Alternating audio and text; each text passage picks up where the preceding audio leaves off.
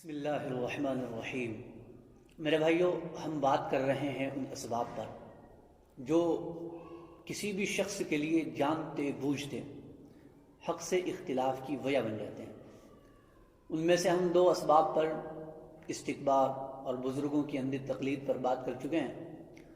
آج ایک تیسرے اور اہم سبب پر ہم بات کرنے جا رہے ہیں، جو کہ ہے اتباع ہوا، اپنی خواہش نفس کا اتباع کرنا، اپنی خواہش کے پیچھے لگ جانا۔ یہ بھی وہ چیز ہے جو کسی شخص کے لیے جانتے بوجھتے حق سے اختلاف کا سبب بن جاتی ہے۔ چنانچہ اللہ سبحانہ وتعالیٰ نے اپنی کتاب قرآن مجید کے اندر اس کا بھی جگہ جگہ پر تذکرہ فرمایا ہے۔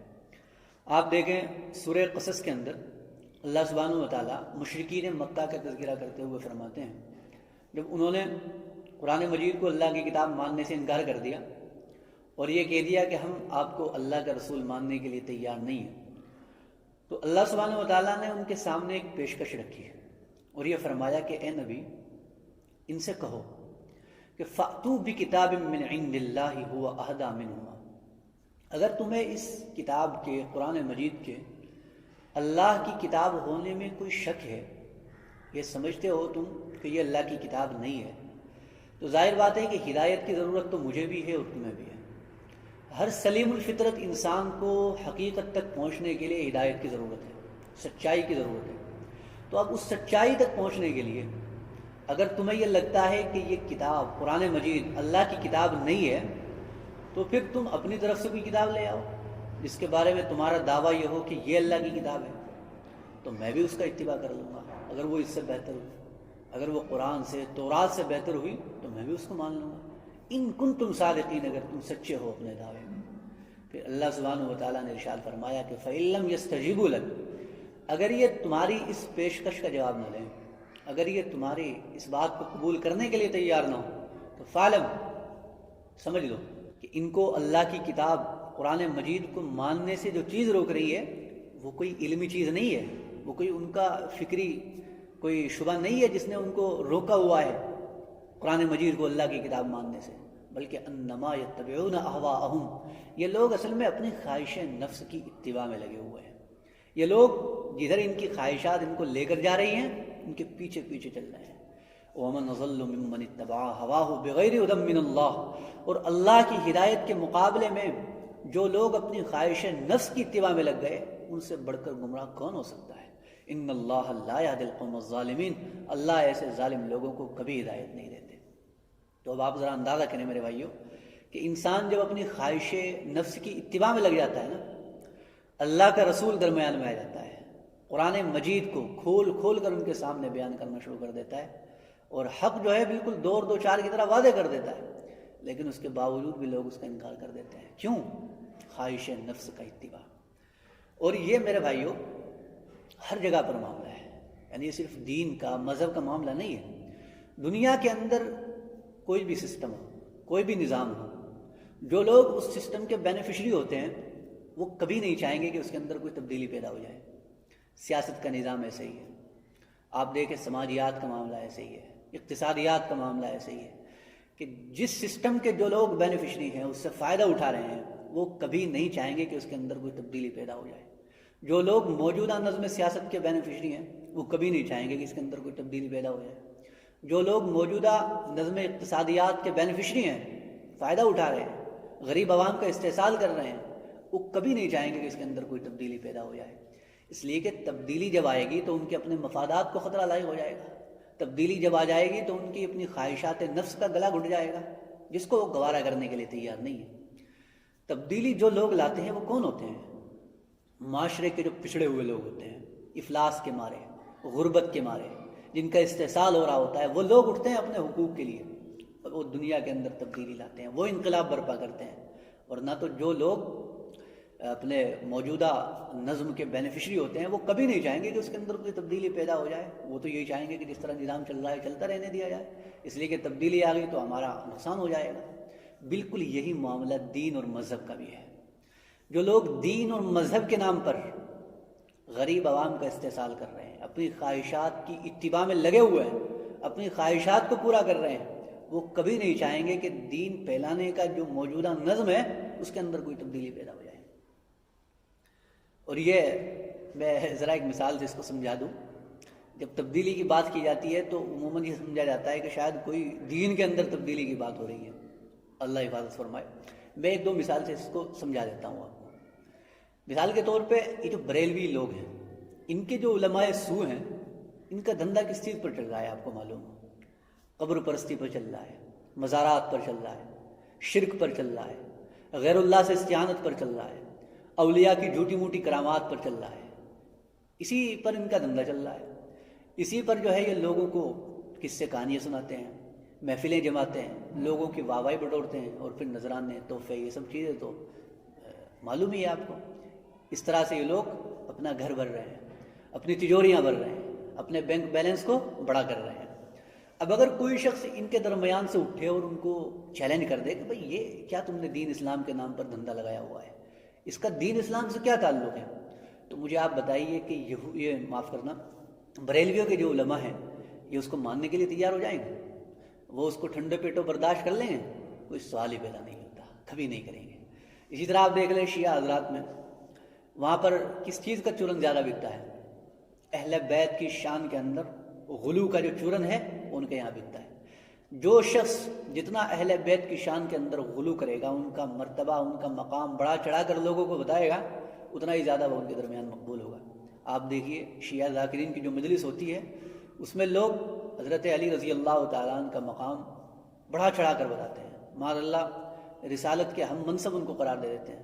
بلکہ بعض لوگ تو بیہودہ ہوتے ہیں، بالکل ہی جاہل ہوتے ہیں، ان کے اندر الوہی شان پیدا کر دیتے ہیں، اور پھر جب اس طرح اپنی مجالس کے اندر اس کو بیان کرتے ہیں شعر کی شکل میں اور ذکر کی شکل میں، تو پھر جو ہے عوام جو ہے پوری اطاعت دیتی ہے ان کو، پیسوں کی بارشیں ہوتی ہیں ان کے اوپر. تو یہ چیزیں بک رہی ہیں.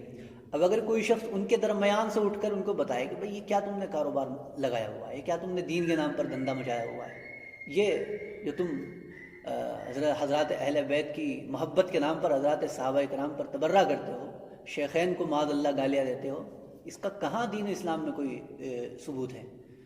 تو وہ اس کو برداشت کر لیں گے؟ نہیں کریں گے. کیوں نہیں برداشت کریں گے؟ اس لیے کہ یہ ان کی اپنی خواہش نفس کے خلاف ہے. یہ ان کے اپنے جو موجودہ سسٹم ہے دین بتانے کا، لوگوں کے جذبات کو اپنے لیے ان کو استعمال کرنے کا، یہ اس کے خلاف ہو جائے گا معاملہ. تو اس کو برداشت کرنے کے لیے تیار نہیں ہوں گے.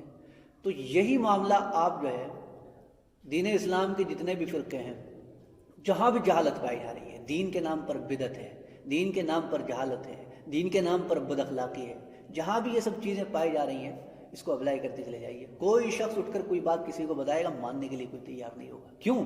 اس لیے کہ ان کا جو موجودہ نظم ہے دین بیان کرنے کا، دین پھیلانے کا، اس کو خطرہ لاحق ہو جائے گا، جس سے وہ فائدہ اٹھا رہے ہیں، جس کے وہ بینیفیشری ہیں.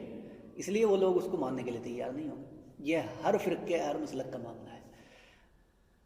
اسی لیے اللہ سبحانہ و تعالیٰ نے آپ کو معلوم ہے سورہ روم کے اندر مشرکین کے شرک کی وجہ بیان کرتے ہوئے ارشاد فرمایا کہ تم کیا سمجھتے ہو کہ یہ لوگ جو شرک کر رہے ہیں یہ اس لیے کر رہے ہیں کہ ان کے پاس شرک کے حل میں کوئی دلیل موجود ہے، کوئی برہان ان کے پاس ہے، کوئی سلطان المبین ان کے ہاتھ آ گئی ہے جس کو یہ اپنے شرک کی حمایت میں، تائید میں پیش کر سکتے ہیں؟ نہیں.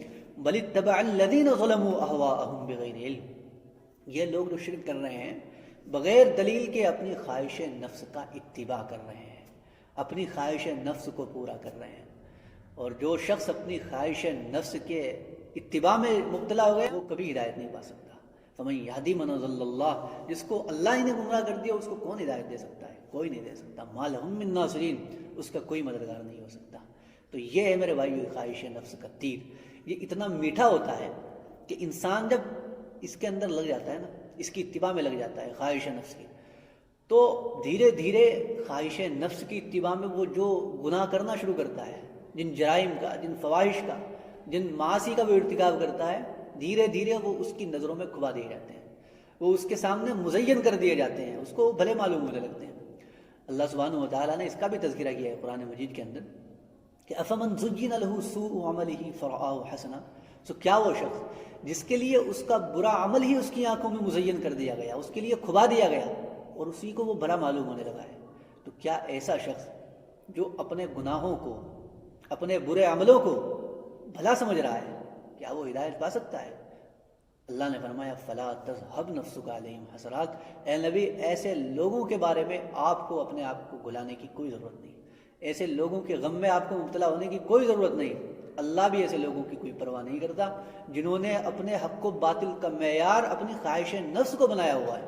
جو چیز ان کی خواہش نفس کے مطابق ہو اس کو لے لیں اور دینداری کے طور پہ اس کو لوگوں کے سامنے بیان کریں اور دوست جمائیں، اور جو بات شریعت کی ان کو لگے کہ یہ ہماری اپنی خواہشات کے خلاف ہے، یہ ہمارے اپنے مفادات کے خلاف ہے، یہ ہمارے موجودہ نظم کے خلاف ہے، اس کو جو ہے وہ قبول کرنے کے لیے تیار نہ ہو، تو ایسے لوگوں کی اللہ کو بھی کوئی پرواہ نہیں ہے، اللہ ایسے لوگوں کو ہدایت نہیں دیتا ہے۔ اور پھر اللہ سبحانہ و تعالیٰ ایسے اسباب پیدا فرما دیتے ہیں کہ پھر انسان جب ایک بار اپنی خواہش نفس کی اتباع میں لگ گیا تو اللہ ایسے لوگوں کو ان پر مسلط کر دیتے ہیں جو اس کے برے عمل کو، اس کی خواہش نفس کی اتباع کو اس کی آنکھوں میں کھبا دیتے ہیں۔ چنانچہ سورہ زخرف کے اندر اللہ سبحانہ و تعالیٰ ارشاد فرماتے ہیں وَمَن يَعْشُ عَن ذِكْرِ الرَّحْمَٰنِ نُقَيِّضْ لَهُ شَيْطَانًا فَهُوَ لَهُ قَرِينٌ، جو شخص رحمان کے ذکر سے غافل ہو کر زندگی بسر کرتا ہے تو اللہ اس کے اوپر ایک ایسا شیطان مسلط کر دیتے ہیں جو زندگی بھر اس کا ساتھی رہتا ہے، ہم نشیں بن کے زندگی گزارتا ہے۔ وَإِنَّهُمْ لَيَصُدُّونَهُمْ عَنِ السَّبِيلِ، اور وہ شیاطین انسان میں سے ہوں جنات میں سے ہوں، ان لوگوں کو جو یاد رحمان سے غفلت میں زندگی گزارتے ہیں ان کو راہ راست سے روکتے ہیں۔ وَيَحْسَبُونَ أَنَّهُمْ مُهْتَدُونَ، اور یہ جو گمراہ ہو جانے والے لوگ ہیں، حق کے راستے سے بھٹک جانے والے لوگ ہیں، یہ سمجھتے ہیں کہ انہم مہتدون، ہم تو ہدایت پر ہیں، ہم تو رایاب ہیں، ہم تو بہت سیدھے راستے پر چل رہے ہیں۔ یعنی ہدایت کے مقابلے میں ضلالت کا راستہ ان کی آنکھوں میں کھبا دیا جاتا ہے، وہی ان کو بھلا معلوم ہونے لگتا ہے۔ تو یہ چیز ہے میرے بھائی، اور پھر اس کی تفصیل اللہ سبحانہ و تعالیٰ نے سورہ فصلت کے اندر فرمائی کہ وَقَيَّضْنَا لَهُمْ قُرَنَاءَ فَزَيَّنُوا لَهُم مَّا بَيْنَ أَيْدِيهِمْ وَمَا خَلْفَهُمْ، کہ ہم ایسے لوگوں پر ایسے ہم نشیں مسلط کر دیتے ہیں جو ان کے سامنے، ان کی آگے کی، ان کے پیچھے کی چیزوں کو ان کے سامنے ان کی آنکھوں میں مزین کر دیتے ہیں، ان کی آنکھوں میں کھبا دیتے ہیں، وہی ان کو بھلا معلوم ہونے لگتا ہے۔ یہ قرآن مجید ہمیں بتاتا ہے کہ خواہش نفس کس طرح سے انسان کو جو ہے حق کو قبول کرنے سے روک دیتی ہے۔ اور میرے بھائیوں، پھر ہوتے ہوتے ایک مقام وہ آتا ہے، وہ مقام آتا ہے کہ انسان اپنی خواہش نفس کو اپنا خدا بنا لیتا ہے، اپنا الہ بنا لیتا ہے۔ اللہ نے قرآن مجید کے اندر فرمایا کہ ارأیت من اتخذ الہہ ہواہ، اے نبی کیا آپ نے اس شخص کو دیکھا کہ جس نے اپنی خواہش نفس کو اپنا معبود بنا رکھا ہے، اپنا الہ بنا رکھا ہے۔ افانت تکون علیہ وکیلا، کیا ایسے کسی شخص کی آپ ذمہ داری اٹھا سکتے ہیں جس نے اپنی خواہش نفسی کو اپنا خدا بنا رکھا ہو؟ ام تحسبوا ان اکثرهم یسمعون و یعقلون، کیا آپ یہ سمجھتے ہیں کہ ان میں سے اکثریت جو ہے سننے سمجھ رکھنے والی ہے؟ انہم الا کالانعام، ان میں سے اکثریت ایسی ہے جو بالکل جانوروں کی مانند ہے۔ بل هم اضل سبیلا، بلکہ جانوروں سے بھی گئے گزرے ہیں۔ یہ کون لوگ ہیں کہ جن کو اللہ سبحانہ و تعالیٰ فرما رہے کہ جانوروں سے بدتر ہیں؟ اس کی تفصیل آئی ہے سورہ اعراف میں، اللہ نے وجہ بیان فرمائی لہم قلوب لا یفقہون بہا، اس وجہ سے ہے کہ ہم نے ان کو سمجھ دی تھی، عقل دی تھی، تاکہ یہ سمجھیں، غور کریں، دین کے بارے میں جانچیں پرکھیں کہ جو چیز ہمیں دین کے طور پر پروسی جا رہی ہے وہ صحیح بھی ہے یا غلط ہے۔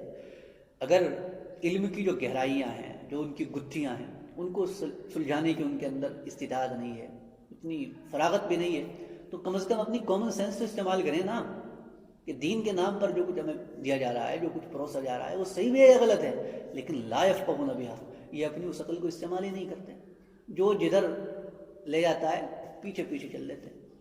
وَلَهُمْ أَعْيُنٌ لَا يُبْصِرُونَ بِهَا، اور ہم نے ان کو آنکھیں دی تھی تاکہ ان آنکھوں سے عبرت نگاہی حاصل کریں، لیکن لا يُبْصِرُونَ بِهَا، نہیں دیکھتے۔